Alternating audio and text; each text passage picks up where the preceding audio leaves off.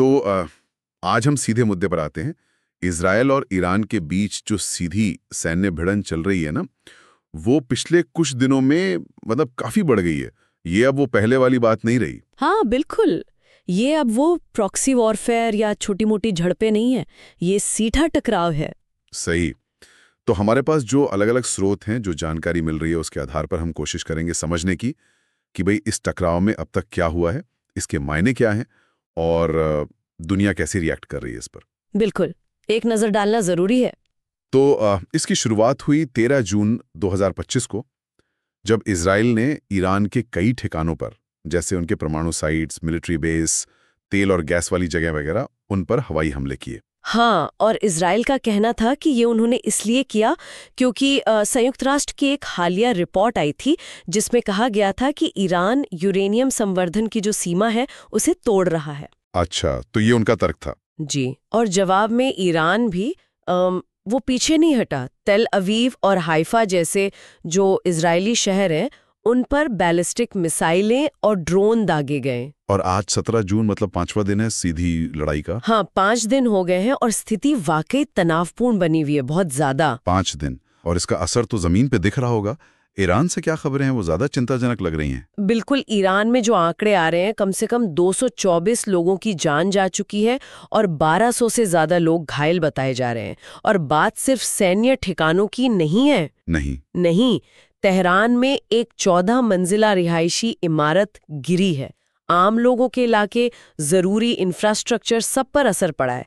ये जो मानवीय पहलू है ना, ये वाकई बहुत गंभीर है। और इजराइल में भी नुकसान हुआ है, ऐसा तो नहीं कि सिर्फ एक तरफा हो। वहां की जो सबसे बड़ी तेल रिफाइनरी है और बिजली ग्रिड, उनको निशाना बनाया है। वो तो इसका तो सीधा असर पड़ेगा वहां की रोजमर्रा की जिंदगी पर, अर्थव्यवस्था पर। हाँ बिल्कुल, और दूसरी तरफ इजरायली हमले जो हैं वो ज्यादातर ईरान के परमाणु कार्यक्रम, उनके मिलिट्री कमांड सेंटर्स और यहाँ तक कि सरकारी मीडिया पर भी केंद्रित रहे हैं। अच्छा, और आज का क्या अपडेट है? मतलब आज 17 जून को कुछ ताजा हुआ? हाँ, आज सुबह ही ईरान का जो तबरीज शहर है, जहाँ उनका एक अहम एयरफोर्स बेस है, उसके पास 2 बड़े धमाकों की खबर आई है। काफी धुआं उड़ता देखा गया है तबरीज में।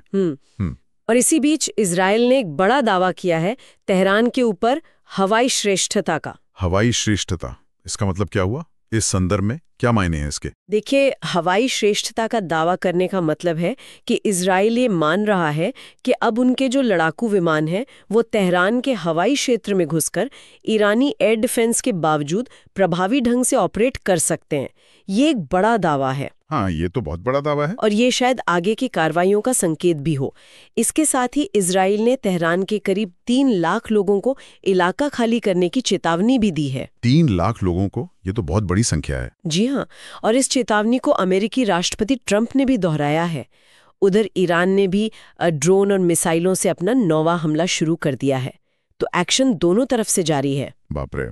और अंतर्राष्ट्रीय स्तर पर क्या चल रहा है? अमेरिका का क्या रुख है सब में? राष्ट्रपति ट्रंप जो हैं वो G7 शिखर सम्मेलन से जल्दी वॉशिंगटन लौट आए हैं। G7 मतलब दुनिया की 7 बड़ी औद्योगिक अर्थव्यवस्थाओं का समूह। हाँ। अमेरिका अभी सीधे तौर पर लड़ाई में शामिल नहीं है, लेकिन ट्रंप ने संकेत दिए हैं कि अगर जरूरत पड़ी तो वो शामिल हो सकते हैं। एक दिलचस्प बात यह है कि उन्होंने मध्यस्थता के लिए रूसी राष्ट्रपति पुतिन का नाम सुझाया है। पुतिन का नाम? अच्छा। हाँ, और अमेरिका ने अपनी सैन्य तैनाती भी बढ़ा दी है मध्य पूर्व में। जैसे युद्धपोत हैं, विमान हैं, वो उस तरफ भेजे जा रहे हैं। और G7 का क्या कहना है? सब मिलके क्या बोल रहे हैं? G7 नेताओं ने मिलकर एक बयान का मसौदा तैयार किया है जिसमें जाहिर है तनाव कम करने की अपील की गई है, लेकिन इसका जमीनी असर कितना होगा ये तो कहना मुश्किल है। सही बात है, अपीलें तो होती रहती हैं। और एक और चीज हुई है, ओमान में अमेरिका और ईरान के बीच जो परमाणु वार्ता होनी थी ना, वो रद्द कर दी गई है। वो भी रद्द हो गई? हाँ, मतलब डिप्लोमेसी का रास्ता भी बंद होता दिख रहा है एक तरह से। फिलहाल तो ऐसा ही लग रहा है। और दोनों तरफ से दावे तो बहुत हो रहे होंगे, अपनी अपनी बातें। हाँ बिल्कुल, ये तो सूचना युद्ध का मतलब प्रोपेगेंडा का हिस्सा है। इजराइल कह रहा है कि उसने ईरान के परमाणु कार्यक्रम को सालों पीछे धकेल दिया है। प्रधानमंत्री नेतन्याहू तो यहाँ तक कह रहे हैं कि इन हमलों से ईरान में सरकार भी गिर सकती है। सरकार गिर सकती है? ये कुछ ज्यादा बड़ा दावा नहीं लग रहा? देखिए, ऐसे दावे अक्सर घरेलू राजनीति को साधने और बाहरी दबाव बनाने के लिए किए जाते हैं।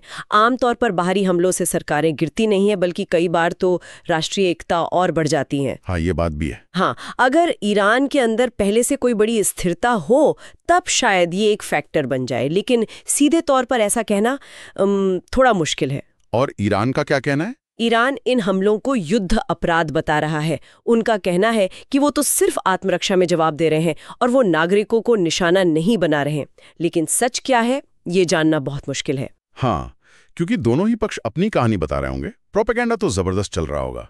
बिल्कुल। इसीलिए नुकसान की पूरी तस्वीर साफ नहीं हो पा रही है। इसका जो बड़ा असर है वो क्या हो सकता है? क्या ये मामला और फैल सकता है पूरे क्षेत्र में? यही सबसे बड़ा डर है कि ये संघर्ष जो है ये सिर्फ इन दो देशों तक न रहे, बल्कि पूरे क्षेत्र को, मिडिल ईस्ट को अपनी चपेट में ले ले। खास तौर पर हॉर्मुज़ जलडमरू मध्य को लेकर चिंता है। हाँ, वो तो बहुत अहम रास्ता है तेल के लिए। बिल्कुल, दुनिया का बहुत सारा तेल वहीं से गुजरता है।